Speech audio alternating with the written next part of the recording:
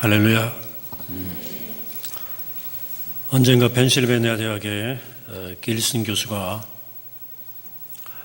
실험 결과를 발표해서 많은 사람들의 주목을 끈 적이 있습니다.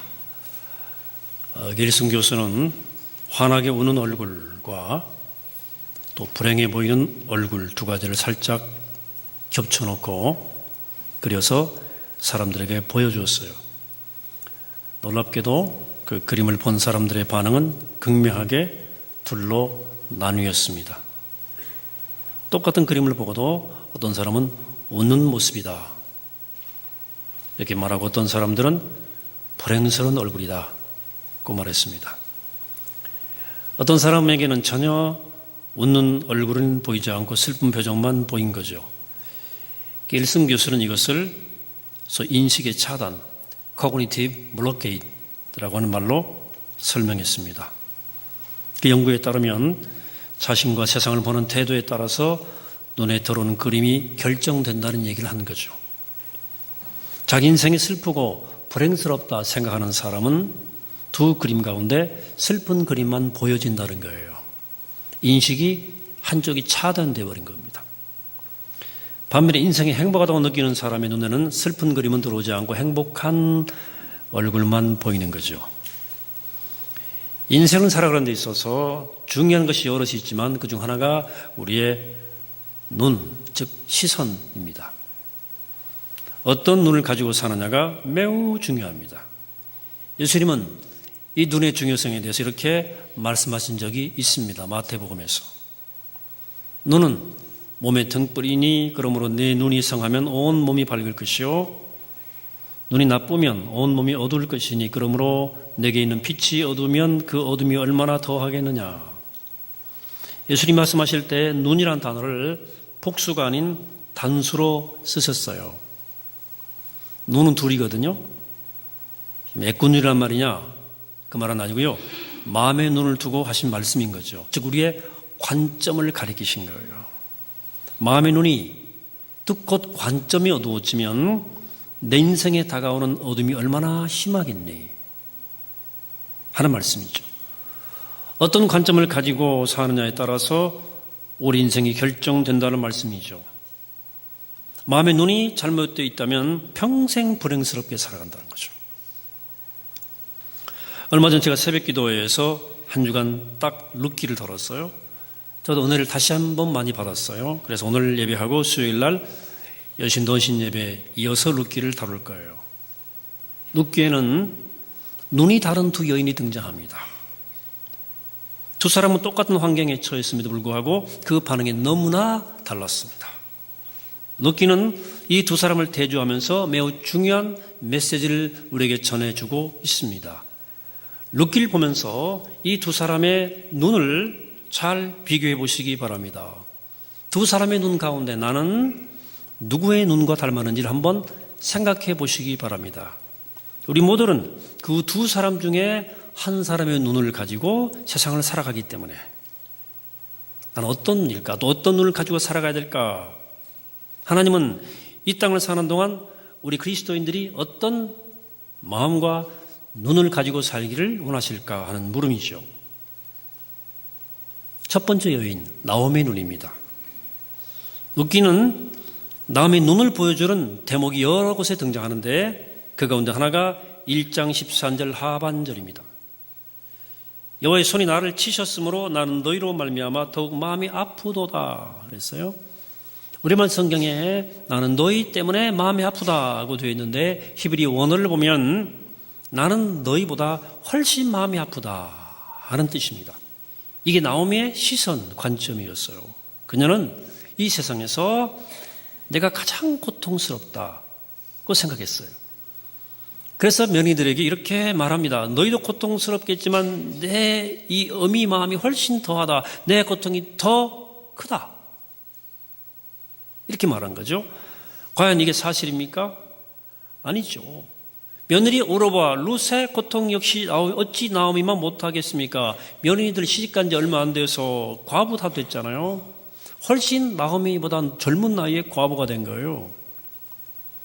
그러나 나오미는 며느리들의 고통은 눈에 들어오지 않고 자기만큼 고통당한 사람이 있으면 나와봐. 뿐만 아니라 하나님이 나를 치셨다고 생각하고 있어요. 오늘 19절입니다. 이에 그 두 사람이 베들레헴까지 갔더라. 베들레헴에 이를 때에 온 성읍이 그로 말미암아 떠들며 이르기를 이가 나오미냐 하는지라. 나오미가 타국으로 떠난 지 10년 만에 고향으로 돌아오니까 고향 사람들이 몰라봤어요. 하도 얼굴이 많이 상했나 봐. 나이도 많이 들고 늙어 보였겠죠. 또 이 비틀어진 마음의 눈을 가지고 사니까 얼마나 인생이 고단했겠습니까? 다시 한번 1장 19절 20절. 이가 나오미냐 하는지라. 나오미가 그들에게 이르되 나를 나오미라 부르지 말고 나를 마라라 부르라. 이는 전능자가 나를 심히 괴롭게 하셨음이니라. 나오미는 즐거움이란 뜻이고 마라는 괴로움이란 뜻이에요. 21절.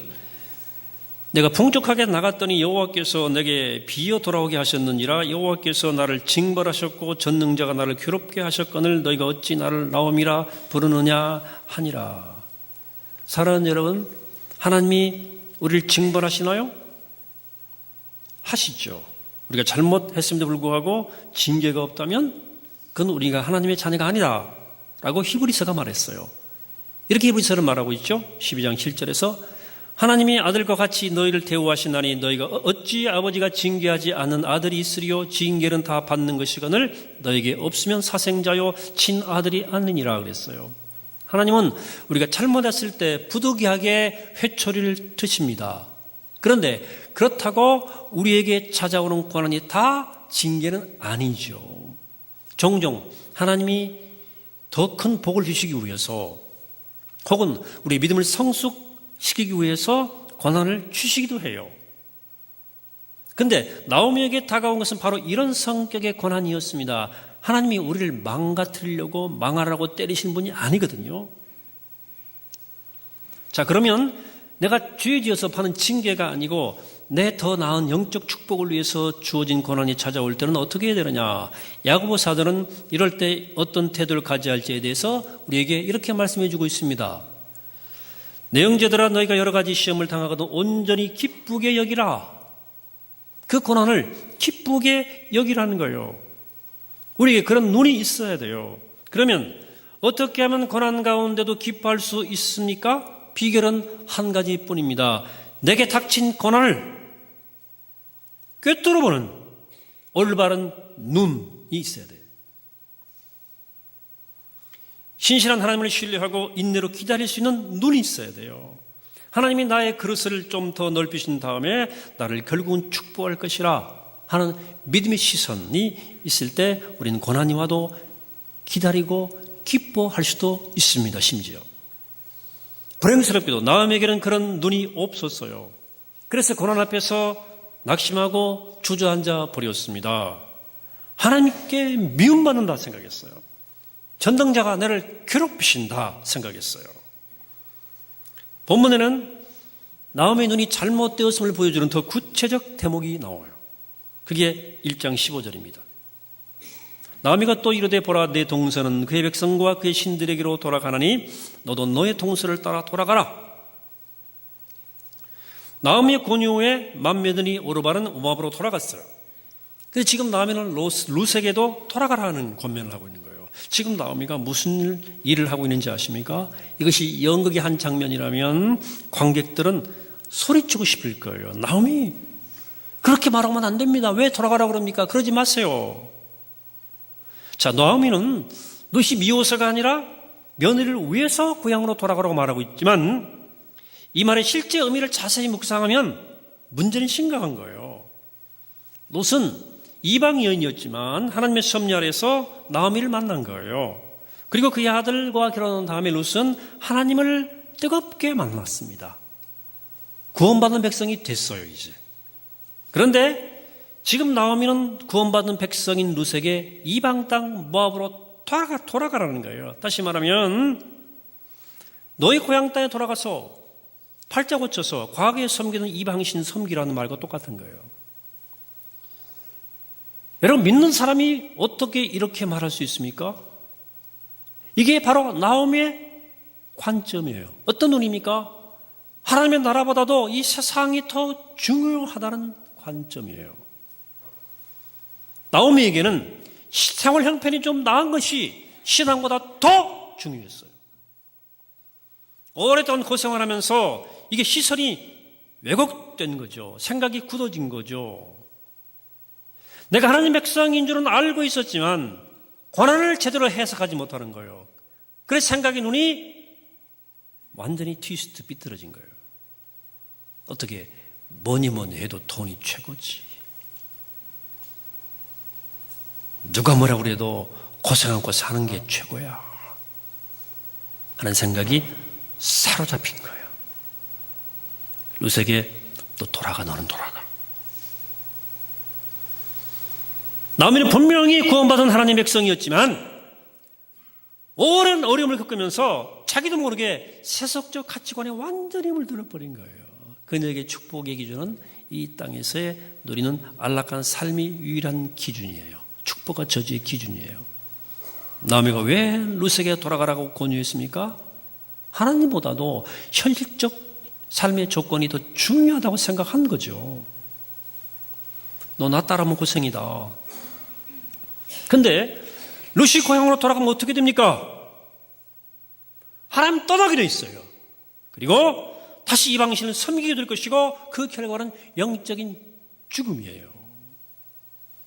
그럼에도 나오미는 고향으로 돌아가라는 거예요. 너 돌아가라. 성경은 이것이 우리 그리스도인들의 눈일 수 있다고 경고하는 거예요. 실제로 이 주에 그런 크리스찬들이 얼마나 많은지 모릅니다. 그래서 우리는 여기 나오미의 태도에 대해서 조심스러운 우리 입장을 가져야 돼요. 영화나 연극을 보면 주인공이 나오고 그 주인공과 상반되는 대척점 인물이 또 한 사람 등장하죠. 우리 보통 그 주인공 편에서 주인공을 막 응원해요.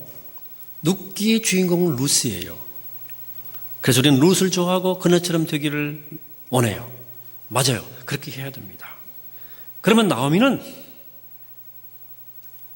우리 적인가? 그렇지는 않습니다. 하나님이 룻기를 통해서 나오미의 모습은 곧 너희들의 모습이다. 이걸 말씀하고 싶어 하기 때문에 그래요. 우리 역시 조금 환경이 힘들다 싶으면 룻보다는 나오미처럼 행동하기 쉽거든요. 그런 면에서 나오미는 우리의 거울이에요. 하나님보다 이 세상을 영적인 것보다 물질적인 것을 더 중요시 여기며 사는 점에서 어쩌면 나오미는 우리의 분실지도 모른다 라고 우리의 모습을 성경은 지적하는 거예요.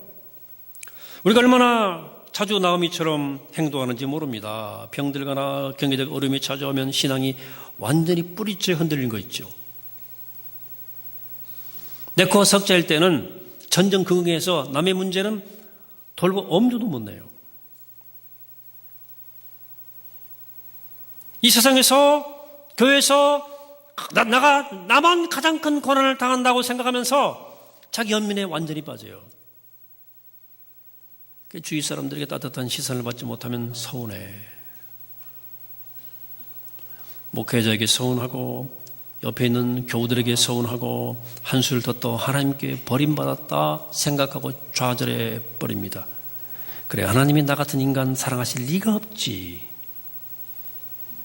자존감이 떨어져가지고 과거에 지은 잘못도 다 떠올려요. 그래, 내가 하나님이라도 나 같은 인간 내 죄는 용서 못하지. 이렇게 하나님을 지레 짐작하면서 하나님을 마구마구 격화시켜요. 이런 사람들에게 하나님께 축복받느냐 버림받는 자를 알아보는 기준은 오직 이 땅에서 받는 축복이에요. 내가 얼마나 건강하냐, 내 삶이 얼마나 잘 되는가, 자녀가 얼마나 성공의 길을 달려가는가, 이것이 축복의 유일한 기준이에요. 문제는 이런 눈을 가지고 신앙생활을 하면 그런 한 신앙의 성숙은 불가능합니다. 그래서 지금 오늘 하나님께서 묻고 계신 거예요. 너희들의 눈은, 너희들의 관점은 나오미의 관점이냐 룻의 관점이냐. 너희 마음이 눈이 어두우면 그 어둠이 얼마나 심한 줄 아냐. 마음의 눈이 잘못되어 있으면 아무리 목회자들이 열심히 목회하고 설교도 아무 소용없어요. 왜? 코그니티브가 인식이 블로케이드 차단되어 있기 때문에요. 여러분, 하나님 나라보다 이 땅의 것을 더 소중히 생각하는 잘못된 마음의 눈이 여러분 모두의 마음에서 다 사라지게 되기를 바랍니다. 그럼 우리가 가져야 할 눈은 어떤 눈이냐? 하나님은 룻을 통해서 그리스도인들이 이 땅을 사는 동안 가져야 할 눈에 대해 말씀해 주시는데, 정작 룻기의 주인공인 룻은 룻기에서 정말 말을 별로 하지 않아요. 오히려 나오미보다 적게 얘기합니다. 시어머니나 다른 사람들의 질문에 대해 대답하는 것 말고 룻이 스스로 한 말은 얼마 되지 않아요. 그래도 룻기를 쭉 읽어보시면 그녀가 지녔던 눈이 환하게 보여요. 말 한마디, 행동 하나하나에서 룻이 가지고 있는 마음의 눈이 보여요. 그녀가 어떤 눈을 가지고 인생을 살았는지 선명하게 할 수 있어요. 자, 고향으로 돌아가라는 시어머니의 권유에 룻은 이렇게 대답합니다. 1장 16절. 룻이 이르되 내게 어머니를 떠나며 어머니를 따르지 말고 돌아가라 강권하지 마옵소서. 어머니께서 가시는 곳에 나도 가고 어머니께서 머무시는 곳에 나도 머물겠나이다. 어머니 백성이 나의 백성이 되고 어머니 하나님이 나의 하나님이 되시리니 어머니께서 죽으시는 곳에서 나도 죽어 거기 묻힐 것이라.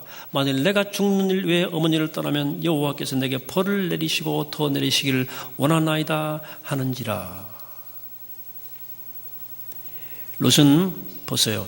룻이 고난받지 않았습니까? 룻도 고난받았죠. 그녀는 유난히 고난이 슉슉 통과됐습니까? 아니죠. 보세요. 시집 온 지 얼마 되지 않아서 시아버지 돌아가시고 남편도 얼마 안 되어 죽었잖아요. 경제적 어려움은 물론이고 심적으로 얼마나 힘들었겠습니까? 또 동네 사람들은 저거 믿던 신 버리고 이스라엘 사람한테 따라가 시집 갔더니 저주받았네. 악담했을 겁니다. 민심이 좋지 않았어요. 룻에 대해서. 심적 고통도 심했던 거죠. 이제 룻은 나오미를 따라가면 한 번도 가본 적이 없는 타국 생활을 해야 돼요. 뿐만 아니라 홀로 된 어미 시어머니를 평생 봉해야 돼요. 그 당시에는 보아스를 만난다는 생각은 꿈에도 못했지 않습니까? 망령했으라도 시어머니를 죽을 때까지 모셔야 할 상황이에요. 그러나 지금이라도 돌아가면 모든 짐을 벗을 수 있어요. 게다가 지금까지 시어머니까지 돌아가라고 권면하고 있고 동생 오르발은 이미 돌아갔어요. 지금 돌아가면 새로운 삶을 시작할 수 있어요. 그러나 룻은 그렇게 하지 않았습니다. 놀라운 것은 그녀의 말 어디에도 낙심의 흔적이 없다는 거예요. 자, 그녀가 베들레헴에 도착하자마자 이삭을 주우려 바구니를 들고 딱 들쳐나갑니다. 당장 그날 먹을 끼니조차 없기 때문에 새벽 일찍 일어나서 이삭을 주우러 룻이 나갑니다. 상상해 보세요. 이 마음이 얼마나 조마조마 힘들었겠습니까? 낯선 사람, 낯선 나라 와서 아무도 아는 사람도 없는데 어디 가서 이삭을 줍습니까? 설령 가더라도 이삭을 줍도록 허락할까? 성경은 룻이 이 두려움을 간접적으로 이렇게 말하고 있습니다. 룻기 2장 10절에서. 룻이 엎드려 얼굴을 땅에 대고 절하며 그에게 이르되 나는 이방 여인이거늘 당신이 어찌하여 내게 은혜를 베푸시며 나를 돌보시나이까 하니. 보아스가 이삭을 주우라고 허락해 주니까 너무나 감목해가지고 얼마나 그동안 마음이 불안하고 너무나 착잡했던지 그냥 별것도 아닌데 논바닥에 완전히 엎드려가지고 은혜를 베푸시니까 너무나 고맙습니다. 룻은 아무것도 가진 것도 없는 이방인이 타국 땅에서 산다는 것 결코 쉬운 일이 아닙니다. 그래도 조용하게 겸손하게 그 인생을 살아갑니다. 보면 어디에도 룻의 부정적 모습은 나오지 않아요. 그는 겸손하고 시어머니와 사람들 앞에서 자신을 늘 낮췄습니다. 그러나 필요한 때는 놀랄 만큼 담대했어요. 보세요. 고향으로 돌아가라는 시어머니의 말에 끝까지 뜻을 하고 편해, 이 며느리가. 동서는 돌아갔는데 이 며느리는 끝까지 고집을 세우고 뜻을 관철시켰지 않습니까? 오늘 1장 16절 다시 보죠. 어머니의 백성이 나의 백성이 되고 어머니 하나님이 나의 하나님이 되시니 어머니께서 죽으시는 곳에 나도 죽어 거기서 묻힐 것입니다. 룻은 어머니도 어머니지만 무엇보다 하나님을 버릴 수가 없었던 거예요. 어머니 하나님이 내 하나님이니까. 그래서 나중에 보면 놀랄 정도로 담대하게 보아스에게 청혼을 해요. 3장 가면. 그녀는 사람들 앞에서는 겸손했지만 가난과 역경 앞에서는 담대했어요. 가난과 고난에 굴하지 않고 내게 다가오는 파도와 역경을 꿋꿋하게 쳐나간 믿음의 여인. 이 룻의 힘은 어디서 나오는 걸까? 우리는 어떻게 룻과 같이 살 수 있을까? 그녀의 말과 행동을 볼 때 한 가지는 분명합니다. 그녀가 하나님을 만난 이후에 그녀의 눈이, 시선이 완전히 바뀐 거예요. 그는 자신에게 다가오는 모든 일을 하나님의 눈으로 바라봤어요. 압도되지 않았어요. 고난도, 불행도, 가난도, 예측할 수 없는 앞날도, 날마다 찾아오는 험한 파도도 그녀를 흔들 수 없었어요. 왜? 그 모든 것들을 하늘의 시각으로 내려다봤기 때문에. 하늘의 시각을 이미 가진 사람은 누구도 흔들 수 없습니다. 배를 타면 유난히 멀미를 심하게 하는 사람도 있어요. 몸 상태가 똑같아도 멀미하는 정도는 달라요. 제가 배를 많이 타봤잖아요. 거제도 살면서. 왜 그럴까요? 전문가들은 시선 때문이라고 얘기합니다. 뭐예요? 멀미하는 사람의 특징은 파도를 주로 바라본다는 거예요. 아이고, 저 파도. 저 물에 빠져 죽으면 어떻게 하나? 자꾸 파도를 바라본다는 거예요. 그러니까 멀미가 더 생긴다는 거예요. 그러니까 멀미를 하지 않으면 파도를 볼 것이 아니라 수평선이나 하늘을 바라봐야 돼요. 저기는 먼 섬이나 구름을 바라보거나 그러면 신기하게 멀미가 조금 가라앉습니다. 제가 배 타는 팁을 드리는 거예요. 예. 인생도 마찬가지입니다. 무엇을 따라 바라보느냐에 따라서 달라져요. 그래 이렇게 성경은 골로새서는 우리에게 권면합니다. 그러므로 그리스도와 함께 다시 살 수 있음을 바랐으면 위의 것을 찾으라. 거기는 그리스도께서 하나님 우편에 앉아 계시느니라. 위의 것을 생각하고 땅의 것을 생각하지 말라. 이런 너희가 죽었고 너희 생명이 그리스도와 함께 하나님 안에 감추어졌음이라. 우리 생명이신 그리스도께서 나타나실 그때 너희도 그와 함께 영광 중에 나타나리라. 하늘의 시각을 가져라. 그렇게 살면 축복이 우리에게만 오는 것이 아니라 주위 사람들에게까지 퍼져나가요. 룻을 보세요. 자기만 뽑아둔 게 아니에요. 시어머니 나오미를 살렸고 자기는 그리스도의 조상이 되고 그 동네가 다 사람들이 살아났어요. 룻이 특별한 여인이어서 그랬을까요? 그렇지 않습니다. 우리도 그렇게 될 수 있습니다. 저는 목회하면서 수많은 사람들 인생을 살면서 수많은 인생들을 만납니다. 지켜봅니다. 충분히 행복할 수 있는 사람이에요. 내가 볼 때 그 사람은. 남편도 그만하면 된 거야. 아내도 그만하면 된 거고 아이들 그만하면 괜찮은 거예요. 사는 것도 웬만해요. 그런데 제대로 된 감사가 터지지를 못해요. 이 감사가 터져야 되거든요. 스스로는 불행하다 생각해요. 그러나 때로 행복할 조건이 별로 없는데도 감사가 터지고 행복한 사람을 제가 목격합니다. 오히려 주위 사람들을 위로해요. 돌보고 목회자에게 늘 위로와 소망을 줘요. 그분이 넉넉해서가 아닙니다. 조건이 좋아서가 아니에요. 보는 눈이 달라요. 일단은 짜증을 몰라요. 짜증년이 별로 본 적이 없어요. 집에 쌀 떨어진 거 내가 아는데 짜증 안 내. 힘든 일을 맡겨봐도 불평이란 건 없어. 왜 그럴까? 왜 그럴까? 인생과 삶을 보는 시선이 다르기 때문이에요.